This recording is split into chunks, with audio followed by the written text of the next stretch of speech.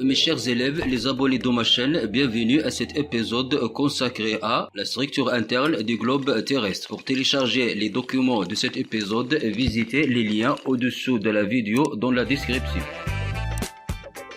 Mes chers élèves, vous savez bien que certaines personnes utilisent des appareils détecteurs des métaux précieux enfouis sous le sol comme l'or. En effet, ces appareils émettent des ondes qui se propagent dans le sous-sol lorsqu'ils rencontrent des objets en métaux. Ces ondes sont réfléchies et sont captées de nouveau par des récepteurs porteurs sur cet appareil, en signalant la présence de l'objet. C'est le même principe utilisé dans le domaine de la prospection pétrolière. En effet, avec des engins qui provoquent des chocs à la surface de la Terre, engendrent des ondes sismiques provoquées qui se propagent dans le sous-sol à plusieurs kilomètres, et alors, lorsque ces ondes rencontrent des nappes pétrolières ou des gisements miniers, ils se réfléchissent et sont à nouveau captés à la surface de la Terre par des géophones, comme on le voit dans cette animation.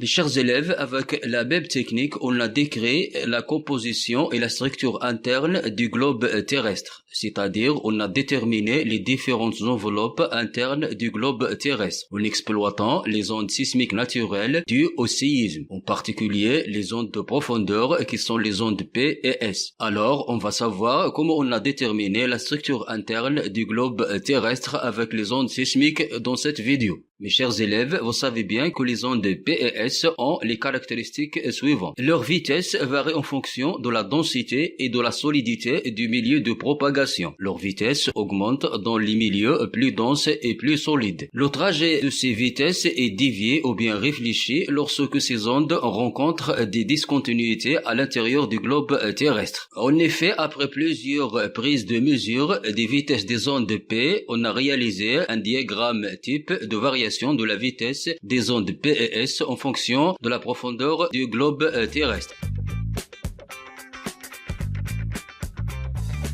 En analysant ce diagramme, nous constatons que de la surface de la Terre jusqu'à 30 km de profondeur, on constate que la vitesse des ondes P reste constante et modeste. Cela est interprété du fait que ce milieu est une enveloppe de la Terre homogène constituée de matériaux de moyenne densité appelée la croûte terrestre. La croûte terrestre est composée de la croûte continentale et de la croûte océanique. À la profondeur de 30 km, on constate une augmentation brutale de la vitesse des ondes P, ce qui signifie la présence d'une discontinuité appelée discontinuité de Moreau, qui est la limite inférieure de la croûte terrestre.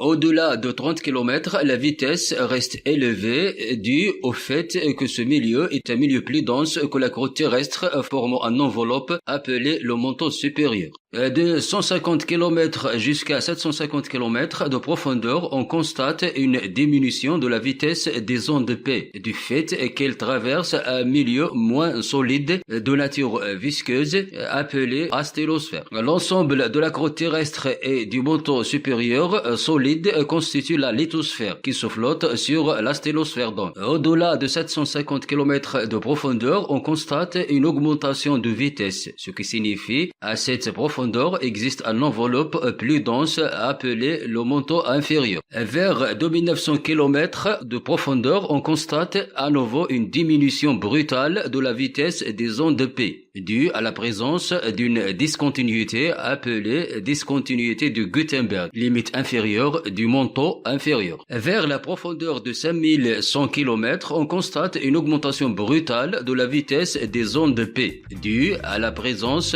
d'une autre discontinuité appelée la discontinuité de Lyman, qui sépare le noyau externe du noyau interne.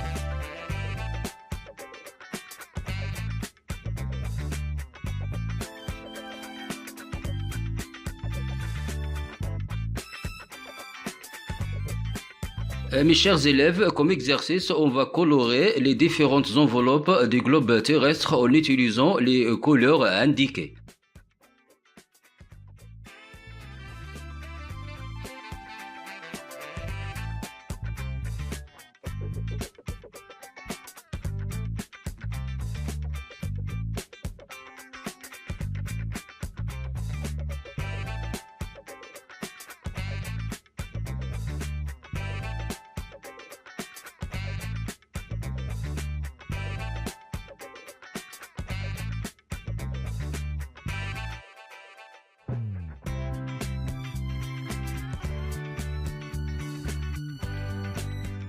Comme conclusion, en rapport avec la tectonique des plaques, on constate donc que les plaques tectoniques sont des vastes morceaux de la lithonosphère qui flottent sur la sténosphère. Et mes chers élèves, ici pour faire cet épisode. À la prochaine vidéo, abonnez massivement à ma chaîne et au revoir.